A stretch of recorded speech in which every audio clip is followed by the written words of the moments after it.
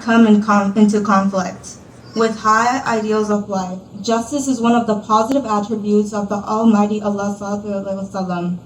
Allah treats all His creations equally. Imam Ali al-Islam has said, "He is the most just man that does justice upon himself without anyone else to judge him." A just person should have the same attitude or opinion for a relative or a stranger. If one is not comfortable in making a just decision, he should consult his peers. The best example in Islamic history of justice is Karbala, where Imam Husain displayed his justice at every step. Tonight is the night of 7th Muharram. Our Muharram majlises continue. We shall shed more tears for Karbala. The 7th of Muharram is a very tragic day. Husain and his companions are in Karbala. On this day, water was stopped from reaching Imam Husain's camp. It was very hot in Karbala. As the days went on by, the children became very thirsty. The cry of Allah Tash, Allah Tash, Allah Tash became more frequent. Tonight is the night of Shah Qasim, the 13-year-old son of Imam Husain and Imam Hassan and Farwa. One by one, Husain's companions went into the battlefield and gave their life for Islam.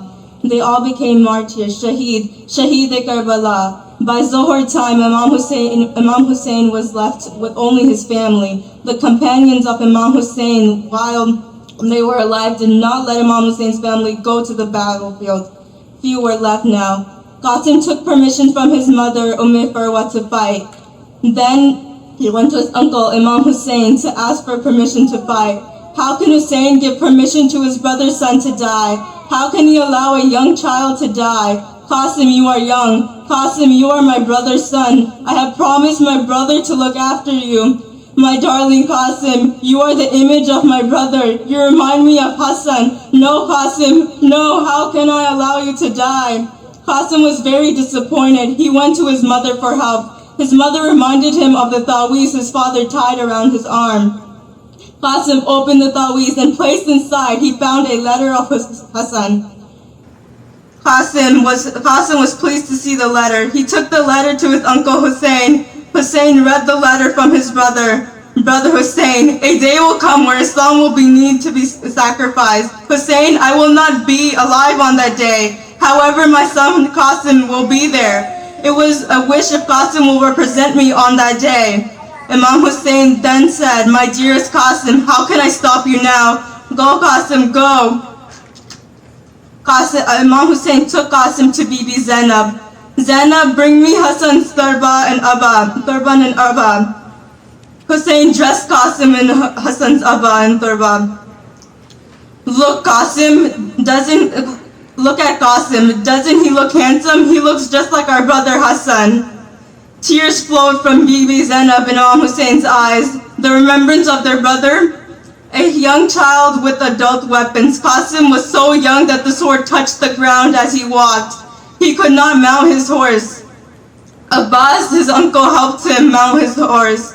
The young fighter Qasim rode to the battlefield, a rider whose feet did not reach the stirrups, but he was keen to save Islam. He was the young son of Hassan, the grandson of Ali, and he was trained by Abbas. Qasim fought gallantly. A battle in history will never forget. The enemies could not overpower him. One of Yazid's cowardly soldiers came from beyond and hit Qasim on the head with the sword. Qasim was covered in blood. The young Qasim, thirsty for 3 days, could not take it anymore. He fell from his horse. As he fell, he cried out, "Oh, uncle, come quickly, help me, uncle!" Husain and Abbas rushed to the battlefield. Dreadful events took place. The enemies of Islam thought that Husain and Abbas were coming to attack them. They got scared. They were confused. The horses ran from a side to another. Here to there, the horses ran over Qasim's body, who was lying wounded on the ground. He got trampled on. Husain and Abbas searched for Qasim. "My darling Qasim, where are you? Qasim, speak to your uncle. Qasim, Qasim, where are you, my son?" Qasim could not reply. Qasim had stopped breathing. When the enemies withdrew, what did Husain see? Qasim was not in one piece. The horses had torn his body into pieces. the image of Husain's feeling. His brother Hassan's son lying trampled into pieces. Allahu Akbar, Allahu Akbar. What shall Husain do now? What shall he do now? Qasim torn into pieces, his arms and legs scattered on the sand of Karbala. He spread Qasim's abba on the floor. He gathered the pieces of Qasim's body and tied it into a bundle. Abbas helped Husain carry Qasim's trampled body. When Husain reached the camp, he cried out, Zainab, help me, Zainab. My heart is broken, Zainab. I have no strength left to carry Qasim's body to the tent. Zainab, ask Amafiza to take Qasim to the tent. The ladies cried and did matam for Qasim. Wa Qasima, wa Qasima, wa Qasima. Inna lillahi wa inna ilayhi raji'un. Salawat.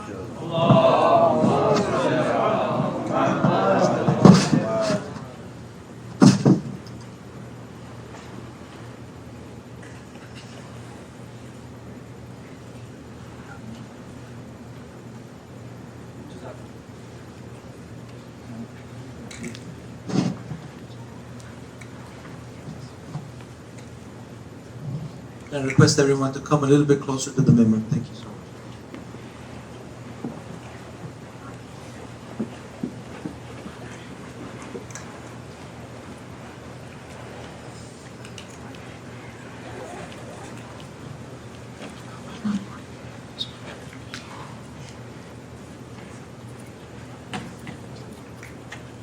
حبیب خدا ختم انبیاء صلوات.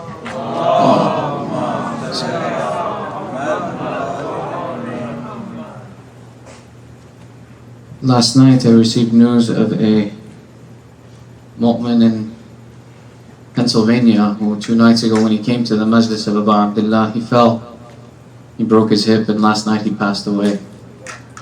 If we could take a moment and recite Fatiha for Brother Haydar Sumar. Bismillah.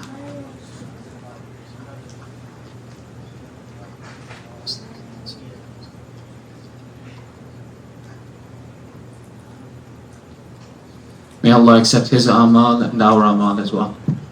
Let's collectively raise our hands and call to Imam Zaman that may he be pleased with us in this majlis. Bismillahir Rahmanir Rahim. Allahumma kun li waliyika al-Hujjat ibn al-Hasan salawatuka alayhi wa ala abaih fi hadhihi as-sa'a wa fi kulli sa'a وليا وحافظا وقائدا وناصرا ودليلا وعينا حتى تسكنه أرضك طوعا وتمتعه فيها طويلا برحمتك يا أرحم الراحمين. اللهم صل على محمد. أعوذ بالله من الشيطان الرجيم. بسم الله الرحمن الرحيم. ربي اشرح لي صدري ويسر لي أمري واحلل عقدة من لساني يفقه قولي. الحمد لله رب العالمين، ثم الصلاة والسلام على سيدنا ونبينا وحبيب إله العالمين أبي القاسم محمد.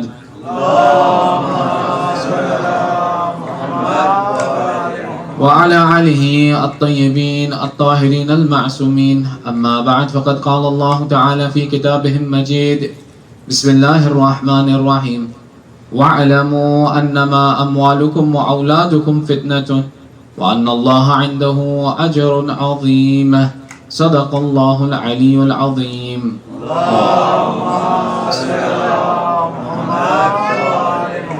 Your second salawat for love of Ali Muhammad.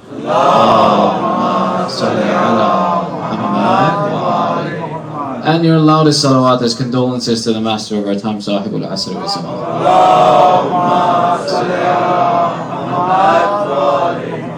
Respected brothers and sisters, my condolences to you again as we continue to commemorate the martyrdom and shahadat of Mazloom Abu Abdullah Husain. As we begin our discussion today, before we begin our discussion, one of the points that I want to make about these majalis is that When someone comes here to speak to you and to present to you, they make every intention to give you as much information as they can and to provide you with every detail possible to facilitate your ability to learn. However, these majalis are not sufficient independently to give you all of the information you need.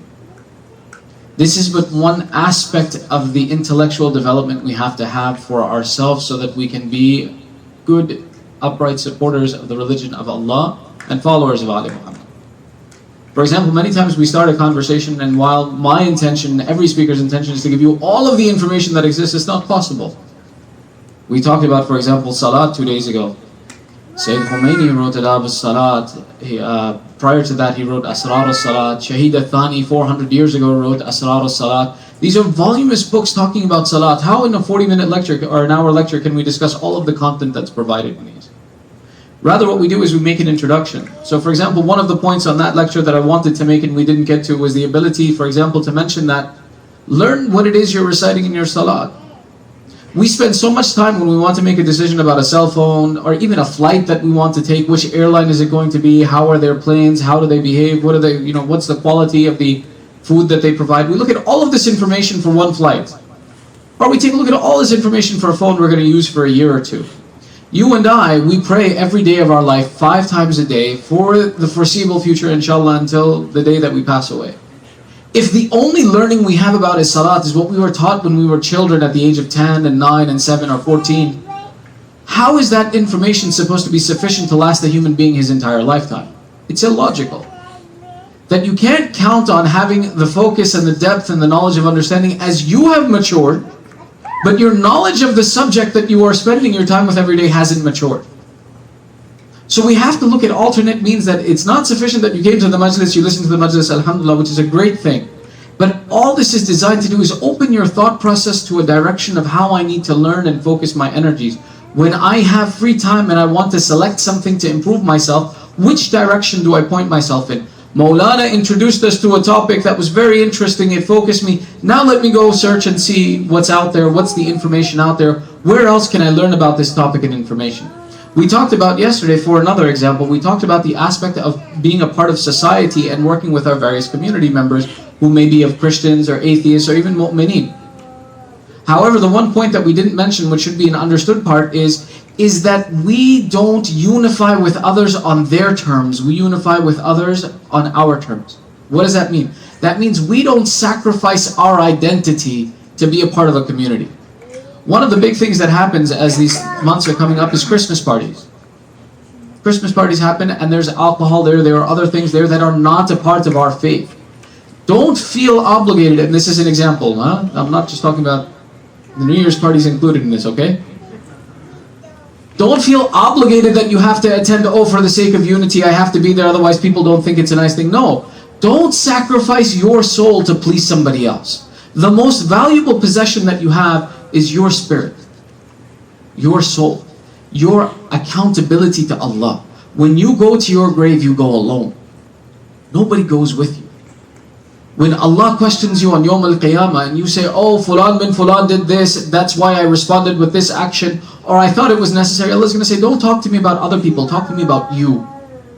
I don't care what he did, I care what you did. You knew what your obligations were, then why did you violate them? Be conscientious that when we unify, unity does not mean conformity. We don't conform to the standards of society. We don't sacrifice our values. We spend time with everyone, we socialize with everyone, but under the terms that it doesn't sacrifice our faith.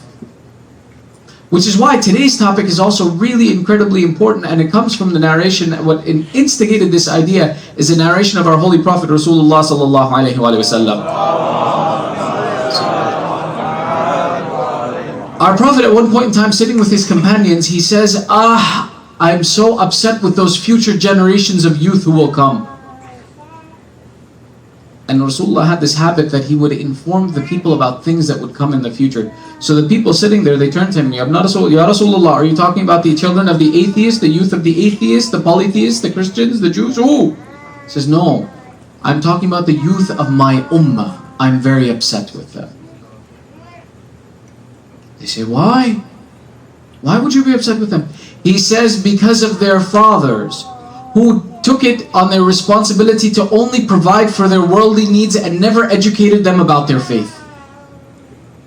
For those fathers who thought it was sufficient that as long as I put food on the table and there's money in the house and the house is nice, the cars are nice, the things are nice, this is sufficient. They didn't make the time and the effort to invest in those youth so that they should understand what their religious obligation is. When we talk about living in a society, the first thing Rasulullah is telling us from this statement is that one, you are a part of society and make sure that you invest our values into the next generations. How can we imagine that we will support the message of Abu Abdullah if the only education our children get about the religion of Islam is 10 nights out of the year when they come for the majlis? It's not possible. As a matter of fact, as your children grow up, they'll find the disconnect in their personality. They'll say 50 days out of the year, I'm somebody else, and then for 10 days out of the year, I have to transform to be this person who sits here. They'll say, I'm not going to do it anymore. They're going to say, it's lying to myself. I'm being phony. One of the biggest problems we have, especially as first generation individuals, is we've established this understanding that we have two personalities. We have one personality when we enter into the masjid and when we're in our house, and we have another personality when we go to work. We deal with the Americans like Americans, our accents suddenly change. How y'all doing today? We behave in a different fashion, and then we go home and we go back to the traditional sense. This dichotomy may exist within us because our foundation was layered in a sense that we were one person at home until we grew mature, then we came to this country, and then now all of a sudden we had to behave a different way in a different way. Our children will not accept this. Our children may be raised under this dichotomy, but they're paying attention to the way you behave when you're at home, and they pay attention to the way you behave once you exit the house. And they see this difference, and they see that you're teaching them to be like this too, until eventually one of these two personalities will overcome. And they'll become one of these people, not the other. And let me tell you something, if your child is behaving like an American 5 days a week in the schools, and is behaving like American with his friends, when he's behaving and he doesn't understand how to represent his faith in society, he's not going to have a faith at the end of this. He's going to walk away from faith. She's going to walk away from faith. It won't be a priority in life because it wasn't the priority you taught them. We are the inheritors of faith. Somewhere in our generation, someone made a decision about what is the truth and the reality of our purpose in life, and that was to approach Allah through the religion of Islam. Through the wasila of Ali Muhammad, someone made the decision and sacrificed everything. They broke the relations with their family. They broke the relations with their relatives. They changed their entire culture and custom to come towards Allah. We see this today. When someone accepts Islam today, we see them and sometimes we feel bad for them. That now all of a sudden the family wants nothing to do with them. They don't quite understand the culture in our centers. They don't know exactly what's going on, and they came to Islam and it's a difficult process. Someone in your family did that one day. That's how you got to sit in this majlis. And when they did that, they thought this was the most important thing in the world, and they made it an inheritance to pass on to the next generation. And it went from generation to generation that, hey, listen, we sacrificed to bring this faith into our family. You continue to maintain this faith, don't let it go. The problem comes is that a generation or two generations ago, we made the decision that we want to have a good life in this world, and we came to America. No problem. But what happened is that here it wasn't convenient for us to practice our faith. So we put this inheritance aside because we couldn't correctly convey it to the next generation. We got caught up in the material inheritance.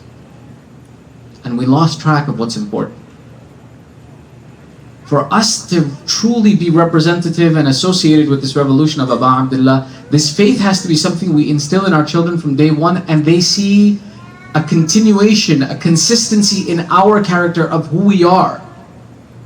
They see that we are the Muslimin, we are the lovers of Ali Muhammad 365 days a year. We don't change our characteristics because the society around us changes.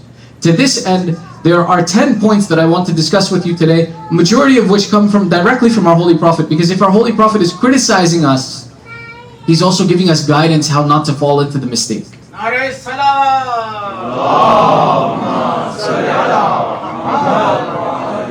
That's why our conversation begins with this verse of Quran. Allah is saying, وَعْلَمُوا أَنَّمَا أَمْوَالُكُمْ وَأَوْلَادُكُمْ فِتْنَةٌ. Allah is telling you, understand, don't be mistaken.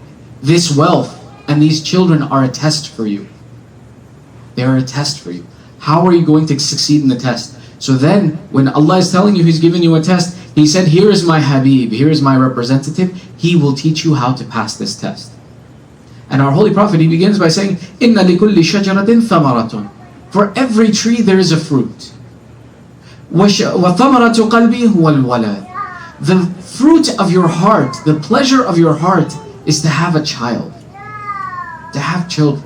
You want to do whatever you can for them. You want to give them everything that you can. So here are 10 instructions that how do you control this nafsaniyat, this desire within you, that I want to give my child everything. But where do I draw the line? Where do I draw the line that I correctly give him the right amount of the right things so that he grows up and becomes someone who is for me a benefit, who is someone who is my successor, who protects the faith that for generations we've been pushing through and trying to present so that we have a good akhirah. The first point that we want to mention is the narration of our Holy Prophet Rasulullah sallallahu alayhi wa sallam. There are at least 10 salawat in this majlis, I've told you now. So they should all be good. We're setting the standard here, okay? One more salawat so we can set a good standard here.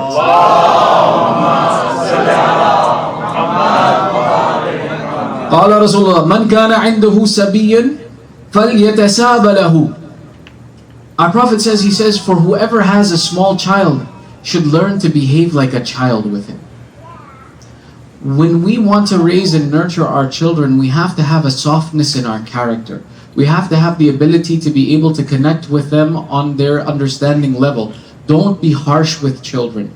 Be kind to your children. Open that door in relationship that you can talk to them at their level. It's not a conversation of shouting or yelling from one to another, but rather it's a relationship of love that you have a good communication with them from a young age. This is an important aspect to understand, that Allah does not put taklif on a small child. He does not put a religious responsibility on a small child. If there is no religious responsibility on that small child, yelling at him and frightening him when it comes to matters of faith will not make him understand, what rather will push him away from it.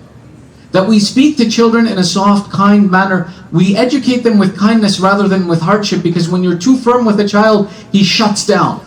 So Allah says, Allah sends His Prophet who says, hey, listen, he comes to the worst of society. He comes to the worst of people of that time and he starts to educate them on how to raise their children correctly. So the first point he says is, if you have children, behave with them childishly. Don't be harsh. Don't be rough with them. You can do that out in the markets. Don't do that at home with your children. Be kind to them. Be gently in speaking to them. Second point we mentioned is showing affection to your children. There came a man to our Holy Prophet and he said to him with pride, مَا قَبِلْتُ طِفْلًا قَطْ. I have never in my life kissed a small child. Never in my life have I kissed a small child. He's proud of this point, he mentions it. The riwayah continues that once he leaves, قال Rasulullah, he says, هَذَا رَجُلٌ عِنْدِي أَنَّهُ مِنْ أَهْلِ النَّارِ. He says, this man, in my opinion, is from the people of hell. That he has never shown affection to a small child. There's 2 points in this. One is the point that we're mentioning is the showing of affection and the necessity of showing affection to small children, and how our Holy Prophet is mentioning that one, in my opinion, who does not show affection to small children should go to hell. The second point is, look at the specific terminology and the language that Rasulullah uses. Our Prophet never does anything wasteful. He says, in my opinion. Our Holy Prophet does not go through the process of announcing and saying, Allah will send this person to hell. He says, no, I don't know. He says, in my opinion, I would not like to see someone who does not show affection to children in heaven. Now tell me something. If my Prophet stops short of saying that this is definitely a person of hell, what gives us the right to turn around and tell each other that, oh, this guy's going to hell, that guy's going to hell? This is a part of our culture these days, that we assume that everyone is going to hell, that, oh, Fulan is going to hell, Fulan is going to hell, I'm sure he's going to hell. Our Prophet never made a statement like this. What makes you think we should be making statements like this? We don't know what's in the matters of Allah and how Allah decides to hold His affairs.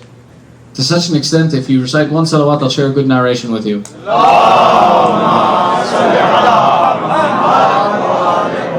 When our Prophet goes to Mi'raj, Allah says, oh my Habib, is there anything you want from me? He says, yes Allah, I want something from you. Allah says, ask me my beloved, my Habib.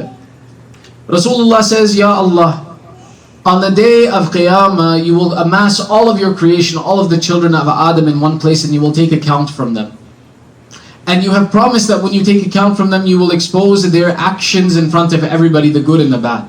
Allah, I want to ask you a favor. I want to ask something of you. I want that on the day of judgment, for the protection of my ummah, let me take their account in private. I don't like that any one of my ummah, any one of my followers, his flaws should be exposed in front of the people. So Allah, give me the permission that I take their account in private, and I will take their account and I will finish their affairs. Please don't expose them in front of the public. Imagine how much your Prophet loves you. Imagine what his desire is for you, that your respect be maintained in front of you, everyone, Yawm al-Mahshar, that day of difficulty. But look what Allah thinks of you. Allah says, oh Muhammad, I don't give you this. He says, you can't have this. He says, Ya Allah, you have never forbidden me. Why do you forbid me this action? He says, oh Muhammad, because your ummah, your follower, your Shia is more valuable to me than even to you. I don't want even you to know what your Shia did wrong. I will take their account in private. Sallu ala Muhammad wa ala.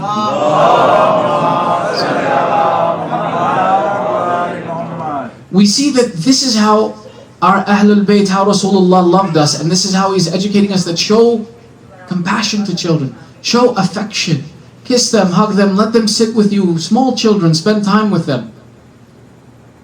The next point that we mentioned, point number 3 in these 10 points that we mentioned, is that our Prophet teaches us, say salam to small children. There is a narration where Rasulullah, he says, there are 5 things I will do until the day that I die, that I will never let go. He says the first of them is to eat with the poor servants and the slaves that sit on the street and eat in the streets and eat in lowly positions. He says, I as the Prophet of Allah will never stop being humble to sit with them. He says the second, I will not stop the process of sitting on donkeys without the saddle. I will not abuse the animals that I sit on. 3, I will get milk from the animals myself. I will not have someone else perform this action for me. He's showing his humility. 4, I will wear wool and coarse clothing. But I will not be someone who is interested in the fineries of this world.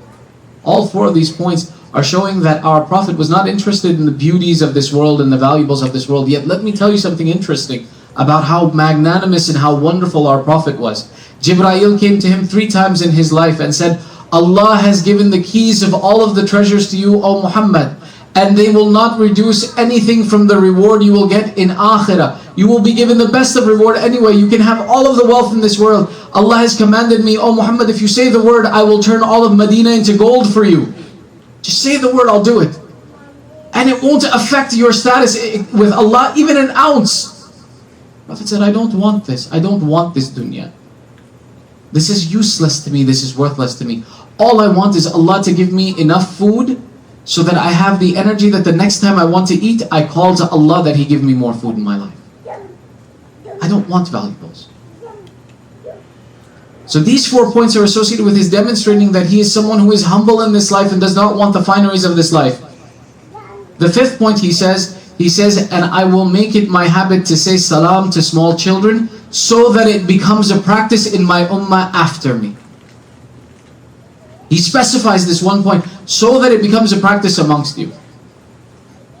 There's such an important factor that when we say salam to a small child, when we come up to a child in the masjid or wherever we are, and we take our time out to say salamu alaikum and greet this child, you are giving him some importance. You're giving him an importance he can't get anywhere else. You're showing him, wow, you're important to me. I value you. I want to talk to you.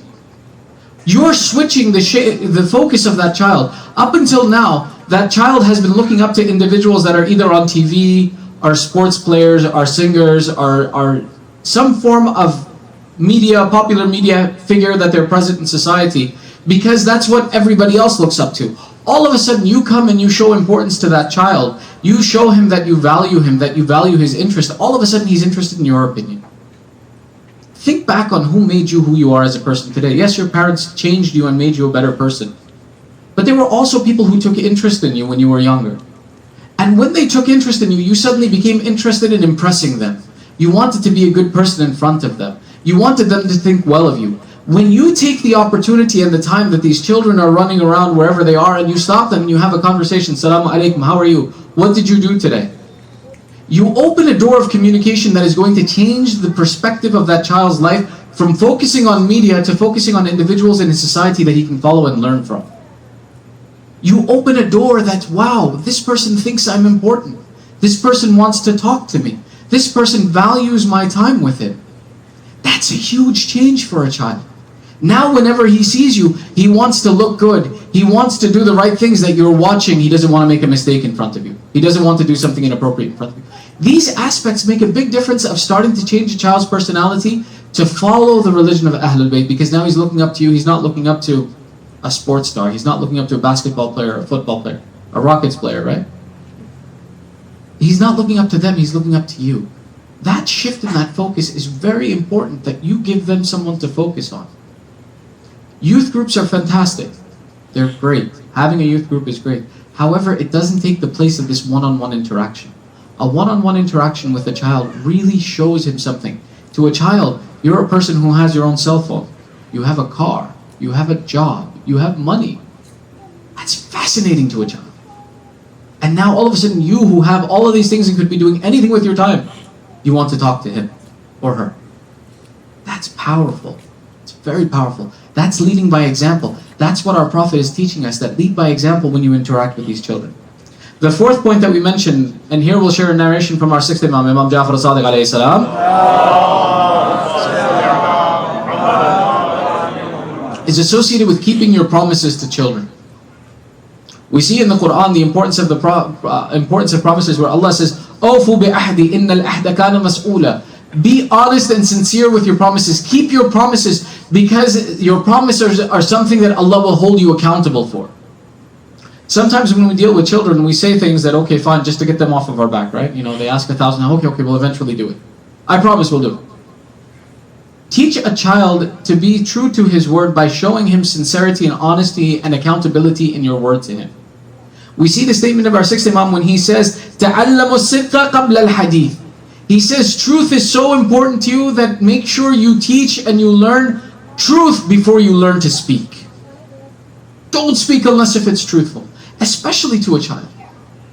If a child loses his trust in you, he's not coming back to you. If he doesn't believe that you're going to be honest with him and keep your word with him, he's not going to come back to you, and he's going to learn that characteristic. We have many qualities that we can be known of in society, especially as a minority living in America. We can be known as the people, for example, who smell like curry. We can be known as the people who are honest. We can be known as the people who are truthful. We can be known as the people who pray. We can select our identity. But if we don't teach our children to be honest, and we're not honest with them, our generations and our people will not be known as truthful people. We'll be known as liars. We'll be known as deceitful people. This is your legacy. This is how you train them, by representing and showing that example that you want to see in them. And not just as a parent. Because let me tell you something. Today, you don't have children, you think, this isn't really about me. But let me tell you something. When you interact with a child today, tomorrow that child is going to look up to you. Or is going to look up to the next person. You set the guides for your children. When I train Abbas, for example, tomorrow when I have a son, my son doesn't look up to me. There comes an age in every child's life where he thinks everybody else knows better than his father or their mother. It's sad truth.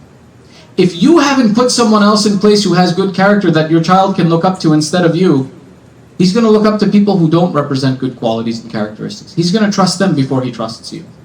You have to layer the infrastructure for the next generation. Understand, the same way that children who live here, they're taught this. They're taught this from a very early age. Your parents know nothing. Look at the children's TV shows. Parents are either typically missing, and they're not in the TV show at all, or two, they're completely lost and have no idea about what's going on in the life of the children, and the children are doing whatever they want. Or three, they're wrong and the child is right. The child is being taught your parent knows nothing from a very early age, these TV shows. So come tomorrow, when that takes effect in a child's life, if there aren't resources for him there that he can look up to that are the good and correct resources, he's going to look at other people in his life and society who give him the wrong ideas. The next one is the promoting of learning. For this one, there's a narration from Abu Abdullah al-Husain.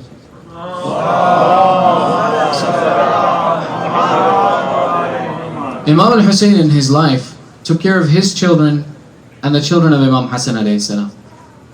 Imam Hassan, when he becomes shaheed, he had children who were young as 3 and newborns at that time as well too. and he had children who are older. Some narrations, Imam Hassan had up to 6 sons, 4 of which were present in the Waqi of Karbala, and 2 which weren't. Imam Husain gathers all of his children and he says to them, he says, "Oh my children, you are the children of today, but you will be the leaders of tomorrow.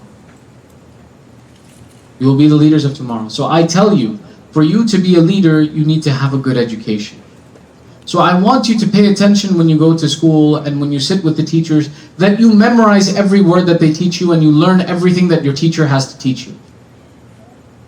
And then he continues, he says, "If you find that you're not able to do this, then at least make sure that you write down everything that your teacher says so that you can take it home and remember it and practice it later." Now remember, the Arab culture at this time is an oral tradition. An intelligent or average person is someone who can memorize things that are said to him. This is why hadith is an oral tradition. Quran in the beginning, before it was written down properly, was an oral tradition that could be memorized. So an average person is someone who can memorize things that are said to him. But Imam, look at this. He says, listen, even if it so happens that you don't have this ability to memorize the words that are said to you, take the time to write them down. He doesn't criticize the children that, oh, if you can't be average, you're foolish. He doesn't yell at them. He doesn't abuse them. He doesn't hit them with the stick that, why did you get bad grades? He promotes the system of education with kindness. And he gives them an explanation of why it is important. Why is your education important? Because tomorrow you're going to be the leaders. Tomorrow society is going to look up to you. Tomorrow you're going to be the one to set the example that people are going to follow. If you don't have a good education, you can't be that person. You can't take that responsibility. So invest in your education. When we speak to our children about education, instead of telling them, oh, you have to be a doctor, why didn't you get 100, why this, why that? Tell them that tomorrow you want to be someone who is respectable in society. You can't do that without a good education. Talk to them with kindness. Give them an explanation of the why. Give them the explanation of why these things are important and promote them with kindness.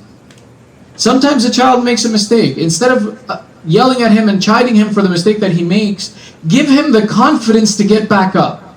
And I can see that some of the children are turning to dad. You're not going to yell at me on my next test now, are you? No. Every child is different. This isn't an absolute guideline that you have to do this in every instance. No. The idea is that understand where your direction and leaning should be. The 6th point that we get to is talking about teaching your children to have faith in Allah. And this is a very important point.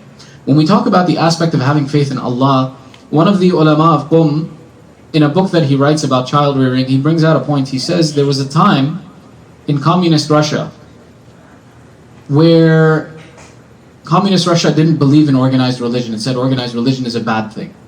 So they wanted to break the belief in God. And we mentioned before as well too that belief in a creator is something inherent in a child. So they set up this process. What they would do is they would tell the parents that when your child comes to you and they're hungry and they ask for food, tell them to go ask God for food. And then don't feed them. So your child, what will happen is that he'll plead with God, give me food, give me food, give me food, but the hunger will still be there, he won't have any food. Then, when he's lost his hope in God, turn to him and say, see, you prayed to God, and he didn't give you anything. There is no God. Then tell them, now ask Lenin, ask Stalin for food. And when they ask, oh Stalin, give me food, then feed them.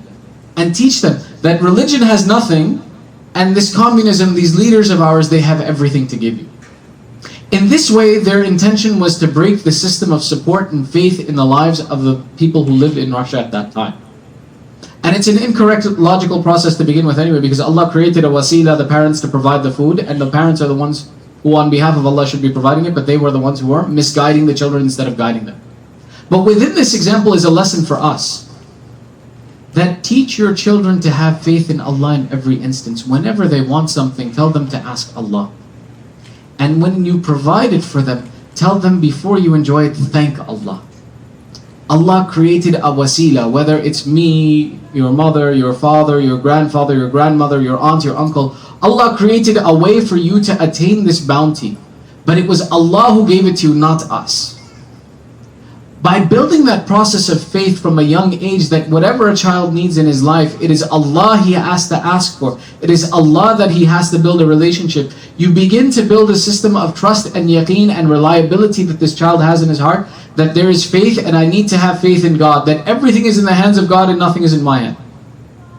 As we mentioned, we don't have it in our hands that a meteor doesn't come and kill us now. What do we have in our control? We have nothing in our control. This is why teaching that process from a young age is very significant for a child to develop that relationship of faith. When you take a 14-year-old and you tell him now have faith in God, society has been working on him from the beginning. These public schools, they've been teaching him science, no creation. No intellectual design. There's not an intelligent creator. Rather, these things came about randomly. Now you take a 14-year-old and you tell him believe in a creator. He's going to say, Baba, everybody's been telling me there is no creator. Where did you come from? How do you expect to prove to that child who doesn't have an internal relationship and his faith has not been strengthened? That's why the Imam is teaching, says from the beginning, from the early ages, establish a relationship with faith for them. Teach them that faith is important. That whatever they get doesn't show up out of thin air. It doesn't just magically happen. It's Allah who creates that relationship for us to receive this. Sallu ala Muhammad wa ali Muhammad.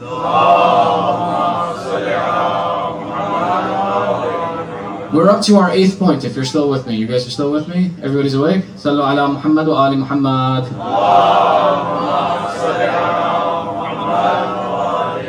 The 8th point we see is paying attention to the environment you keep your children in.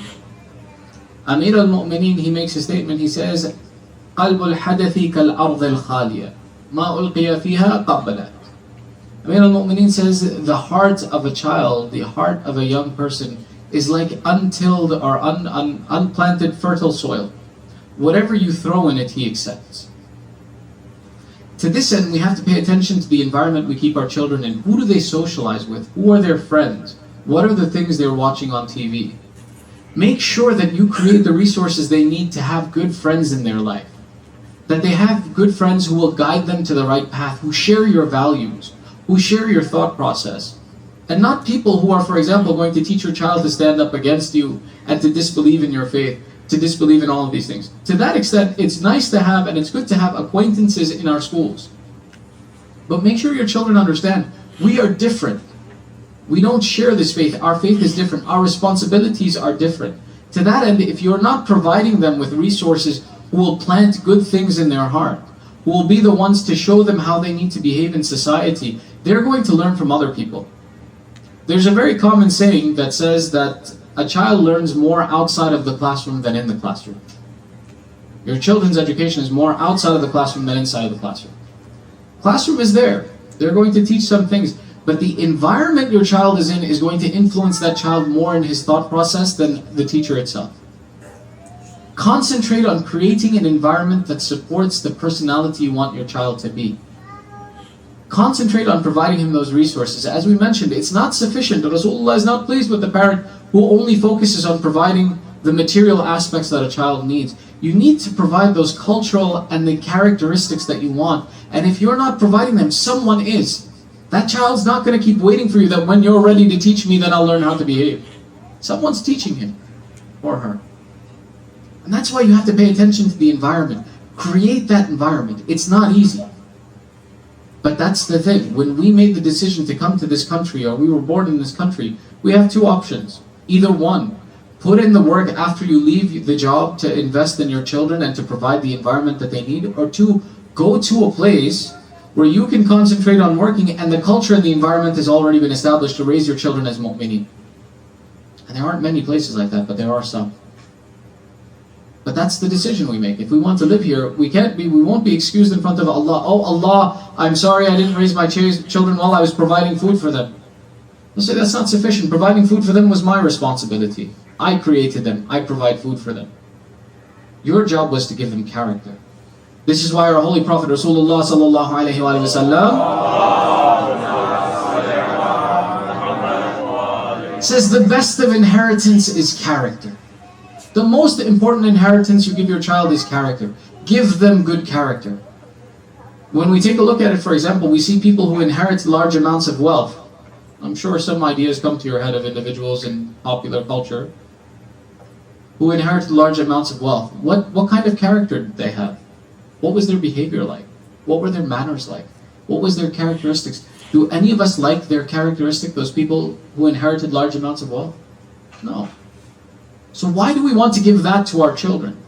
Why do we want to give them large amounts of wealth? So that they develop poor character as those people that we see already. We see that the best character comes from those people who invest in their children and give them time rather than wealth. That's why we have to pay attention to this character and building that relationship with it to make sure that the character continues on. We continue to educate ourselves. When we talk about education, if you're not going through a process of educating yourself or reading, how do you expect your children to read? How do you expect them to have a culture of reading? For example, we want our children to read and learn about Islam and become religious people. If they're not watching you reading and they're not sitting with people who read about Islam, what makes you think they're going to read about Islam? You have to initiate that culture. You have to stand over and be a guardian over that culture. The next point, the ninth point that we mentioned, is teaching your children the practical aspects of faith and teaching them the traditions of praying. We see the narration from our sixth Imam where he says, we teach our children to pray at the age of 5. You teach your children to pray at the age of 7. We teach our children to fast at the age of 7. You teach your children to fast at the age of 9. And accept from them whatever they have the capacity to accept.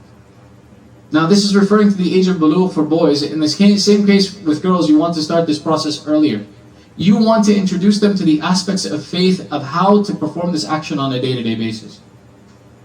Some parents, they come and they say, oh, my child will pray when they're ready to pray, when they believe in it, when they understand it. I just kind of open the door and they kind of know what's going on. Let me ask you something. When it comes to personal development, do we let a child make the decision what's the right way for him to develop and what's the correct way to even, for example, hygiene? When it comes to, for example, a small child who doesn't want to brush his teeth, do you say, okay, he'll brush his teeth when he's ready? No, I have a cousin, I've seen him chasing after his son with a toothbrush. Come here. That you have to. It's good for you. It's something necessary for you to brush your teeth from the age of 1 and 2. The child doesn't like it. The child's not happy with it. But you know that this has a benefit for him, so what do? You take him, you sit him down, and you start brushing his teeth until it becomes a habit, and then the child himself likes the habit of brushing his teeth and wants to do it. Why is salat something different than that? A child doesn't have the ability to distinguish that he needs this, or he wants this, or he has this. He's a child. If you don't educate him and give him the good tradition and the habit, tomorrow when he realizes its value, he'll have a very difficult time implementing it in his life. You have to set the groundwork and the functionality. That's why the Imam is telling you, here's the guidelines. Start this process of implementing this functionality in them from early ages. Start implementing this functionality when they're very little, so that when they grow older and they see that this is important, this is valuable, it's become a part of their nature, it's become a part of their character. That's what we want to do with fasting too. Don't wait that when my son turns 15, then he'll fast. When he turns 15 and it's time to fast, he's going to look like, who are you and where's my food? What makes you think that today all of a sudden I'm going to stop eating just because you told me to? If it's not a part of that culture, if you're not instituting that process from the early age, it's not going to be something they accept when they're older. And then there's nothing you can do about it. You're stuck with that process. The 10th and final point that we want to mention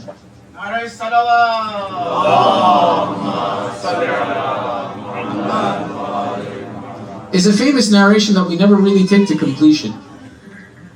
We say, الطفل سيد للسبع سنين وخادم للسبع سنين ووزير للسبع سنين. The narration of our Holy Prophet says that a child is a master for 7 years, then he is your servant for 7 years, and then he is your wazir, your consultant for 7 years. And this is usually the narration we hear, and okay, that's it, we're done. No, this narration actually continues further, where Rasulullah says, he says that if you see this child at the age of 21, and you're pleased with his character by the time he's reached 21, thank Allah. Alhamdulillah, you gave me a child, he came to this point, I raised him with the best plan that I could, and at the age of 21, now I finished the 3 cycles of his education. Alhamdulillah, I'm pleased, and set him off. Rasulullah continues, he says, وَإِلَّا, and if you're not pleased with what you see, فَأَضْرِبُهُ عَلَى كَتَفَيْهَا وَأَنْتَ بَرِيءٌ عِنْدَ اللَّهِ. هذا مضمون الرواية. السلام عليكم. He says that if he turns 21 and you're not pleased with the character that's come with him, hit him on his shoulder and send him on his way, and you are free in the eyes of Allah of your responsibility to him. Typically, when we have children, we assume that, okay, they're going to be my child for life. For life, I'm going to tell them what to do and they're going to listen to me. They have to do what I tell them even when they're 40 years old and I said, sit down, you sit down. Out of respect, yes, that's true. It should be that way. However, it's not an obligation that way, and Allah is telling you that set them free.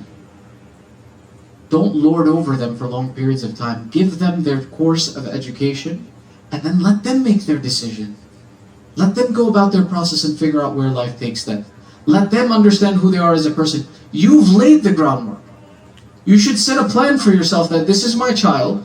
I'm going to give him this kind of an education. I'm going to give him this many values. I'm going to teach him all these characteristics. And then I finish my time with this responsibility. Then he can make his responsibilities. And now he is accountable in front of Allah for his actions, not in front of me. We assume we have to demand that our children follow only a specific path and follow these only instructions and go in this one direction until the day we die. They have to do exactly as we say. No. Rasulullah is telling you, he says the first 7 years, treat them, let them be a master in their house. Don't force them, be kind to them, communicate with them. That doesn't mean let them do whatever they want, but no. Give them some freedom, give them some space. Let them be children, let them enjoy that time. The next 7 years, educate them on what their characteristics need to be. Educate them on how they sit. Educate them on how they stand. Educate them on how they read. Educate them on how they pray. Make sure that they learn all of their responsibilities. Give them chores. Give them the responsibilities to make sure that they're becoming a complete person. Then the next 7 years, your goal is what? That now I'm going to educate him on the why and the how. That when I make a decision for the family, I sit down and I include him and I educate him. We're making this decision, not in every situation, but in many situations, to educate them that how come tomorrow when they're in a position of authority, when they're in society and they're a respectable member of society, how do you make a good decision? What are the things that you need to weigh and look at when you want to make a decision that's good for you or good for your community? And this isn't just for boys. Look at the example of Sayyidatul Fatima Zahra salamullahi alayha. And a daughter is a princess to her father.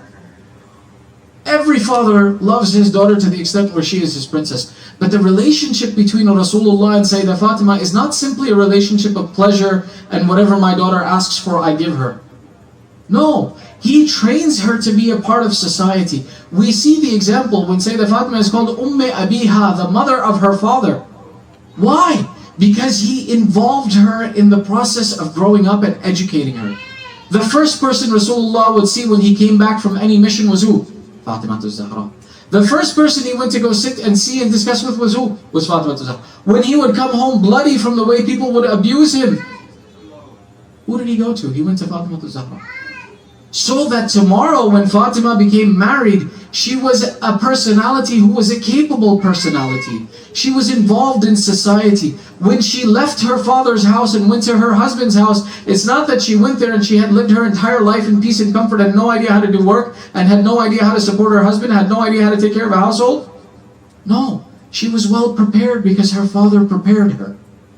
That yes, I love you, I adore you, but you should know these things and how to manage them in your household. You should know these things and know how to make decisions so that you can support your spouse. You should know these things so that you know what it is that needs to be done in a household to work with your husband, to work together. To be able to have an opinion, rather than to go into a household and have no idea what the cost of something is, let alone what you should buy. Sometimes it happens for our daughters, we don't know price, no question. Whatever she wants, we give her. Tomorrow when she goes to her husband's house, what's going to happen? She's going to go to her husband and say, I want this. And he's going to say, do you know how much that costs? She's going to honestly say, no, I don't. I would ask for it and my father would give it to me. What did you do to this child? Who did you prepare to go out into society? Our goal is to prepare these individuals to go out into society so that they become good, upright, standing citizens in the society. Our goal is that come tomorrow, these children are the leaders of the revolution of Imam Husain. These are the representatives of Islam in this society. Our maraja, every person who comes to them, they say, when you come to me, I tell you every morning after Salat al-Fajr, I pray for the mu'mineen that are in the West. Why? Because you are the representative of Islam when all of media is against you. You represent Islam in front of people who hate Islam because the TV, the radio, the internet, everything is telling them to hate you. She says, I pray for you. Every marja says this. I pray for you that Allah makes you the respectable face of Islam. What are you doing to prepare the next generation of the respectable face of Islam? That's our responsibility when we look at Islam and we look at this. And that's why one of the beautiful examples of what we want our children to be like is Qasim ibn Hassan. Subhanallah. This is a child at the age of 13, the night of Ashura. Imam gathers all of his companions in a room. He says, thank you all for your support, but these people are thirsty for my blood, not yours. I don't want you to feel embarrassed in front of me, so what I'm going to do is I will put out the lights. And you can leave this room and never turn back and never come back to us. But I ask you one favor, as you leave, take the hand of one of my children and one of my family members and take them with you so that they are safe as well. So Imam turns off the lights. When he turns the lights back on, he sees the old men have wrapped their waists and stood up. The young men are standing with their arms folded before Aba Abdullah. He says, I asked you to leave. They said, Yabna Rasulullah, may we be cut into pieces 1,000 times and brought back to life 1,000 times, we will never leave you. Imam Husain replies, he says, I thank Allah that He gave me companions like you. As he walks out of this majlis, there is a young boy who is, what we would say, nipping at his heels, who is following him. Uncle, tomorrow can I go fight too? Can I go as well too? Husain ibn Ali thinks that this child of 13 years, this Qasim ibn al-Hassan, has been overcome by seeing the desire in his companions. So he thinks this child just wants to do the same actions everyone else is doing. So he says, okay Qasim, you want to go? Tell me then, what is death next to you? What do you think of death? And does this child have any way of understanding what he's asking to do? Did he even think that the result of these actions will be death? Qasim ibn Hassan replies, Ammo, uncle, death next to me is sweeter than honey. He gives an analogy and an example that is appropriate to his age to say that he has some understanding of what he is talking about. He did not use an example that was inappropriate for his age, that you could say he was influenced by someone else. So Imam Husain recognizes, oh Qasim, this is your true desire. Inshallah, Allah will accept from you. But the day of Ashura comes and Qasim wants to go. And Imam Husain says, no, Qasim, don't go. Qasim had two older brothers, Hassan al-Muthanna and Abdullah ibn al-Hassan al-Akbar. And both of them went and they presented their sacrifices. And when this 13-year-old boy comes and asks Imam Husain, give me permission to go and fight, Imam Husain says, no, I've lost the two signs of your father already. You stay with me. You're a young child. You're an innocent child. You don't know anything about the earth. And Qasim begins to beg. One of my teachers, he narrates, he says, I tell you, I think that this Qasim was dear to Husain ibn Ali for one reason, among many. He says, when Hassan ibn Ali was on his deathbed and his color was changing to green from the poison that had been put in his body, he said to the mother of Qasim, he says, send someone to Husain to tell him to come, that my final time is here. Farwa says, who shall I send? He says, send Qasim. She says, this Qasim is 2.5, 3 years old. How will he tell Husain, your brother, what's going on? He says, come. Hassan takes and tears at the collar of Qasim and messes his hair and gives him a filthy condition so that Qasim looks like a yatim. He says, now Farwa, send him to the door of Husain ibn Ali. When they see the condition of Qasim, they will recognize my final time has come. Qasim runs from his house to his uncle's house. He stands at the door. One of the women of the house open the door. They say, we don't give the orphans this early in the morning, come later.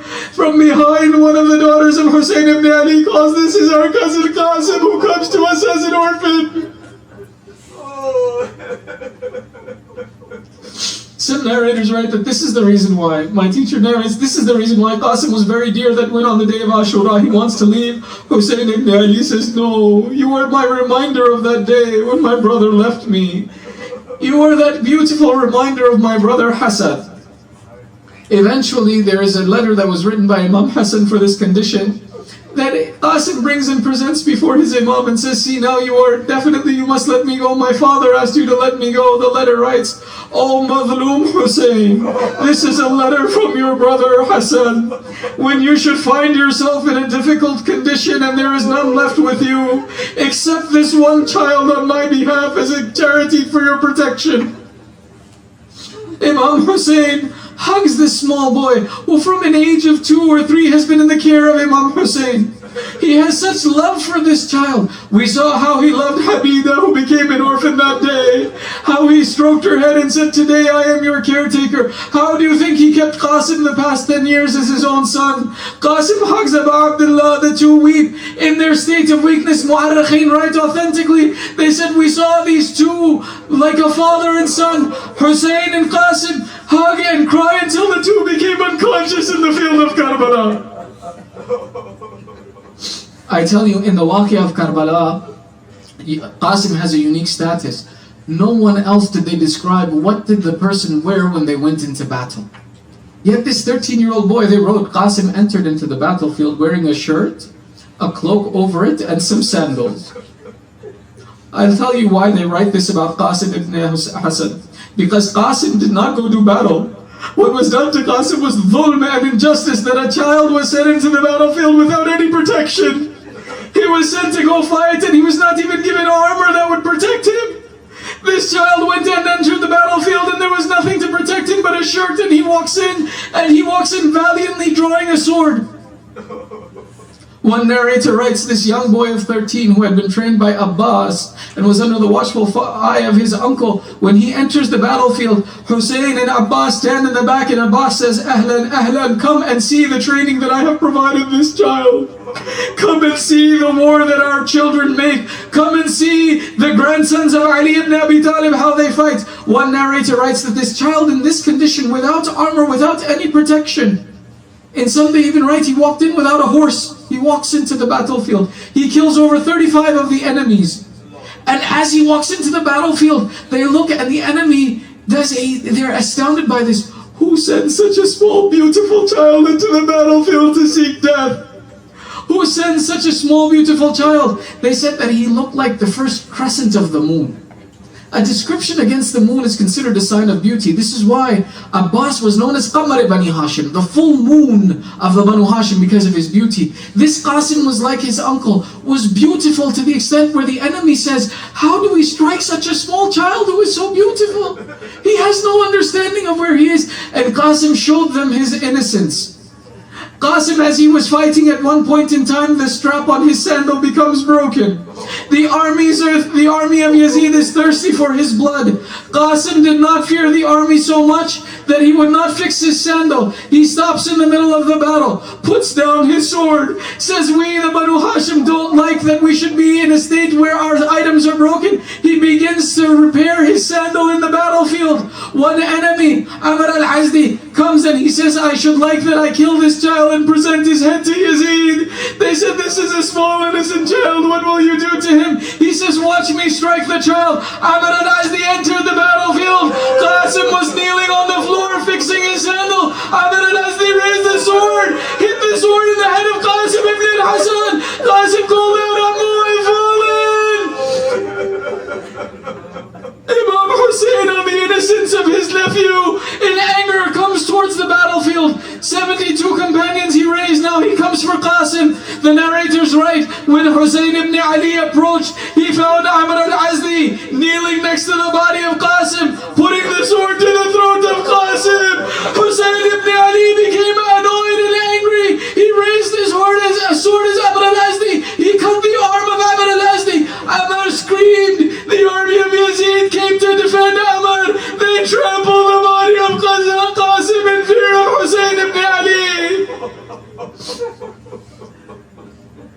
This boy who sits there, the orphan Qasim, now on the battlefield, when the army clears, Husain ibn Ali kneels next to his nephew and recites, how lowly is the uncle who hears the call of his nephew and can't answer him. How lowly is the uncle who hears the call of his nephew and cannot help him. The narrators write, there are three narrators who all write the same jumla. In Maqtal Abi Makhnaf and Muqarran, they all write this one jumla, that Husain ibn Ali lifted everybody that fell in Karbala. But when he lifted the body of Qasim, he hugged it to his chest, and as he walked, the feet of Qasim dragged on the floor. One historian, he writes, he says, I imagine that the loss of Qasim was so severe that the back of Husain ibn Ali was bent. Husain ibn Ali was a grown man. He was tall, Qasim was short. How is it possible that a grown man hugs a child to his chest and the feet are still on the floor? He says, I imagine maybe the back of Husain ibn Ali was bent as he carried the body of Qasim. Another mu'arrikh writes, he says the body of Qasim had been trampled so badly that his body had been stretched, that when Husain ibn Ali gathered Qasim and held it to his chest, the rest of his body hung dragged on the floor. As Husain ibn Ali returned the sacrifice of Hassan and presented to Zainab next to Akbar, he said, here is Qasim, here is the sacrifice of our brother. ألا لعنة الله على القوم الظالمين وسيعلم الذين ظلموا أي منقلب ينقلبون. Ya Allah, بحق هذا المجلس, and by the right of all those that are gathered here and all those that are not here, oh Allah, forgive our sins. Oh Allah, cover our flaws. Oh Allah, there are those who have come with hajat, fulfill their hajat. There are those in difficulty, remove their difficulties. Oh Allah, there are those amongst our mu'mineen who are ill, give them sihha and salam. Oh Allah, wherever the mu'mineen are in this world, give them peace and protection. And most importantly, hasten the reappearance of the master of our time, Sahib al-Asr wa Zaman. Rahimullah man yakra' Suratul Fatiha ma'as salawat.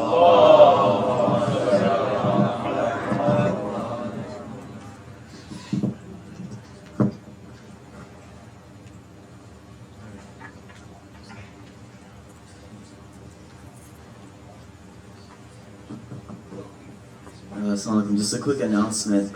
As part of the 2016 campaign, Husain is doing a coat drive to give out to the poor and needy in Houston.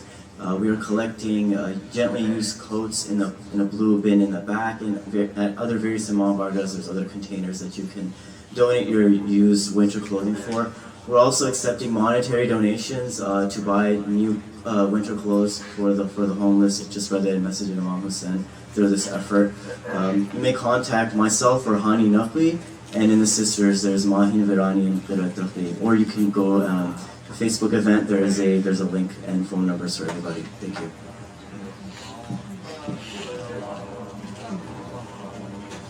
متوجه زيارت صلى الله عليه يا أبا عبد الله السلام عليك يا ابن رسول الله السلام عليك وعلى جدك وأبيك وعلى أمك وأخيك وعلى الأئمة المعصومين من ذريتك وبنيك السلام عليك وعلى ولديك العليين وأخيك بالفضل العباس وسائر المستشهدين معك جميعا ورحمة الله وبركاته.